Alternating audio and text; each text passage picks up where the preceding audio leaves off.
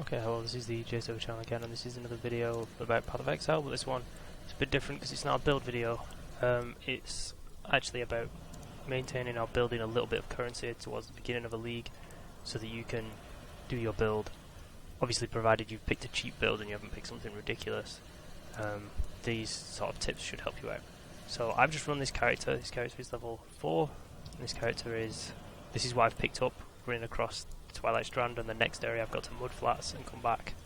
See on my map, that's where I'm up to, Submerged Passage. I didn't actually find any portal scrolls, but this is what I found. So we've got more than 7 unidentified items, except for this 1, 2, 3, 4, 5, 6, 7, 8, 9. So we obviously have to look at which of these we want to use. So we go to a vendor. So we get a reward, but it doesn't really matter because I've seen one or I'm not two going of to use those. them. So we're not going to probably not going to use most of this stuff. So I'll identify a chest, for example, because I might want to use one, but I don't, so I sell it and I get alt shards. If I sell them unidentified, I get transmute shards. So I don't think I'm going to use that because I've already caught a helm, let's say. Maybe that one's better, maybe it's not, but let's just say I don't want to use that or that, so I get some transmute shards. I've already picked up 2 transmutes, so I don't really need to take those, really. But the things you want to identify are primarily yellow items. So this, I'm not using any lightning gems, but this one, both of them have got +1 to socketed lightning gems. I'm not using any lightning gems, but they could be useful to me or could be useful to someone I'm playing with. So, because I don't need them, I vendor them. You see, they actually vendor for alt shards, as well as alt shards. This is because of the +1 lightning gems. So if you get 2 pieces, for example, one of these didn't have it and one did, and you only had room for one, pick up the one that has the +1 mod on it, the Chaos Res mod, the Rarity mod, because they will sell for alt shards. So we only have to sell, say, one more item. Of course that one wasn't ideal. So we sell a couple more identified items, we have a full alt, right? So now we've got an alt, a couple of transmutes. So we sell the transmutes for scrolls. So we've only got one, we need to ID 3. So of course, we sell one of these to get 4 more scrolls, ID those, sell them, get more alts, more alt shards. That one must have +1 fire gems in it. So I'm actually going to keep that, sell that one for a crone, because that is the linked sockets recipe if you look, 3 code links, accept. So I actually want to use that because I have fireball. Put that in there, gets +1 level. That's only worth a scroll fragment, but sell it anyway. So now you've got alts. By the time you get to, if I've got this one alt of this much currency now, this was a drop, and that was a drop. But this is all just what I've just got from trading in the blues and yellows that I picked up on the way there. That's by getting to here.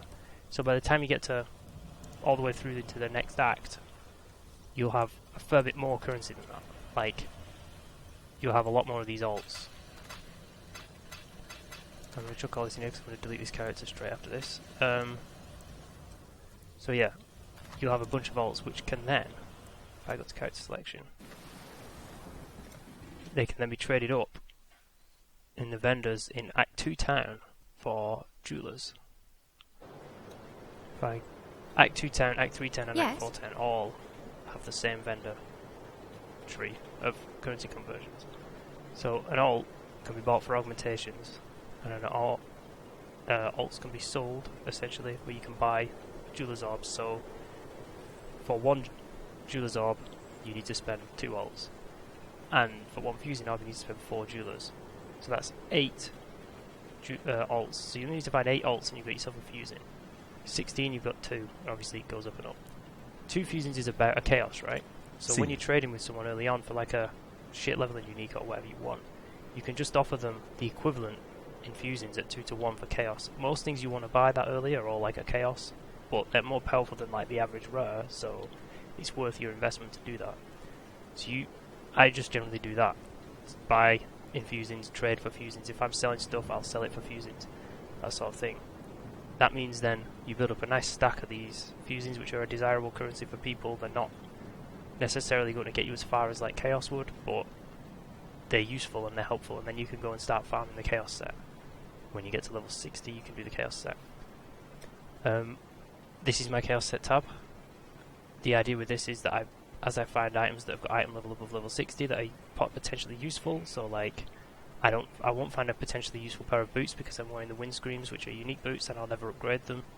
So I won't need to ID any boots. They can stay in this unidentified recipe. On another character, maybe I am identifying boots. You know, maybe I want a pair of boots that are better than the ones I've got. So I keep identifying them. If they're rubbish, I put them into this set. When it's full up, I will sell it for a chaos. I have this entire tab listed for a chaos, which means anything in there can be sold to anyone on the PoE.trade for a chaos, which means I'm making one whole chaos, which is for the whole set, for 1/9 of a set, which is pretty good. I also have these rings. This ring recipe, I should have probably alked some of these rings, but I haven't been doing that lately. If you find 2 stone rings that are yellow, always ID them, never put them in the unID'd set, even if you don't need them. Because one of each type vendors to a prismatic, so you get 3 rare rings for identifying them, and then you get another rare ring for turning those 3 in. You get a prismatic. So if none of them are good, you're just increasing your chances of getting a good one. Even if none of them are good, you're still sort of seeing them. You stack up another 5 of these, and 5 of the same type of a rare or a blue can roll together to make another one of that same item at the same rarity. So it's just sort of like a little thing to be doing. Oh, this is as well listed as a chaos. So you're constantly having these things in your inventory, all for a chaos. And you're never going to, it's not inefficient to keep IDing them and looking at them, because you might find a GG ring. The other thing that I do is my shit uniques tab. I list the whole tab for refusing, because it's all like leveling unique, stuff like that. Most of this stuff hasn't been bought it's been there for a while. So I basically can find a boots, maybe a unique quiver, a chest, whatever, and fill that up. Once it's full, if I find another pair of boots, I'll take out, say, this pair of lionized paws because they've been in there for ages and no one's bought them, or this claw that no one's bought. I'll pull that out, vendor it, and put in the new piece that I just found. So I've got like a rotating pile of basically shit items, and I'll just keep selling every now and again, selling every now and again, selling every now and again. And maybe you don't make anything, but you're constantly vendoring the items anyway, so, and you know they're worthless if no one's buying them for 1 fusing. The other thing that I do, this is once you get to like level 16, you've got a decent character going, is you run sacrifice fragments. They're lower level than maps, like the lowest level map is 68, the lowest level sacrifice fragment will generate a 66 area. You just steam through those, keep doing them, and you're killing a boss every couple of minutes, and you're picking up a whole bunch of yellows which you can just chuck into dump tabs between areas. You just chuck them into dump tabs. I've got all these tabs that are just empty, that will just be filled with the shit that I pick up. And then you look at it, make chaos sets out of it, and then once you've made a bunch of chaos sets, just trade them all in for chaos. These are the unidentified ones. Otherwise you just ID the gear, put it in your ID'd chaos set, or chuck it straight into the vendor. It's it's just a nice little thing to do, and it's just sort of a precursor to maps. It gives you a good sort of, you can get some good items, like I got a decent bow from it, stuff like that. So yeah, I think that's pretty much it. That's everything covered, I think.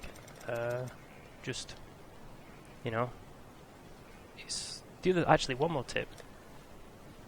Quality gems. If you got like a bunch of 5%, 9%, that was 11% quality gems that no one really wants, you start smashing them together for the GCP recipe, which is you get 40% worth of total quality will equal the GCP in a vendor.